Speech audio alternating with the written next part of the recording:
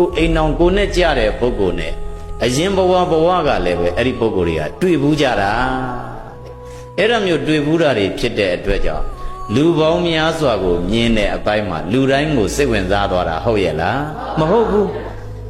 ဒီလောက်များစွာရှိတဲ့ပုဂ္ဂိုလ်တွေကနေပြီးတော့ဒီလူကိုမှဒီလူကိုကစိတ်ဝင်စားသွားခြင်းဒီမိန်းကလေးကိုမှဒီမိန်းကလေးဆိုပြီးတော့စိတ်ဝင်စားသွားခြင်းသည်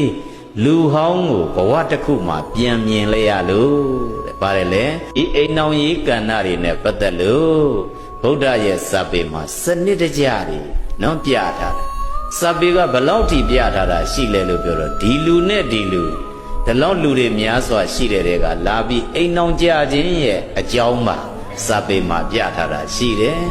အဲ့ဒီလိုတယောက်နဲ့တယောက်တွေ့ပြီးတော့အိမ်အောင်ကြတာအကြောင်း2မျိုးရှိတယ်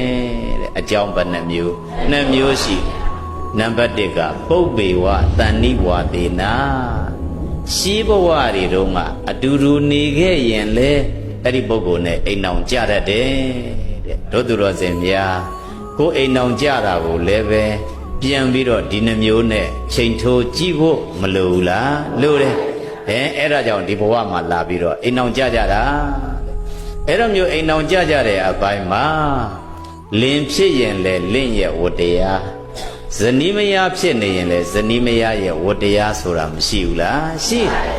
သူ့ဝတ္တရားကိုယ်ဝတ္တရားကြည်ပြွန်နေရင်အဲ့ဒီမိသားစုလေးဟာငြိမ်းချမ်းတယ်တဲ့နော်ခေမာအေးအေးချမ်းချမ်းရှိတယ်အပတိပယဘေးရန်ကင်းတယ်တဲ့ငြိမ်းချမ်းတယ်ဘေးရန်ကင်းတယ်တဲ့ပြောကြည့်ပါဦးငြိမ်းချမ်းတယ်ဘေးရန်ကင်းတယ်အဲ့ဒါကြောင့်မို့ကိုယ့်မိသားစုလေးကိုငြိမ်းငြိမ်းချမ်းချမ်းမိသားစုဘေးအန္တရာယ်ကင်းတဲ့မိသားစုလေးဖြစ်အောင်တို့သူတော်စင်တို့တိဆောက်နိုင်ဖို့လိုသလားမလိုဘူးလားလိုတယ်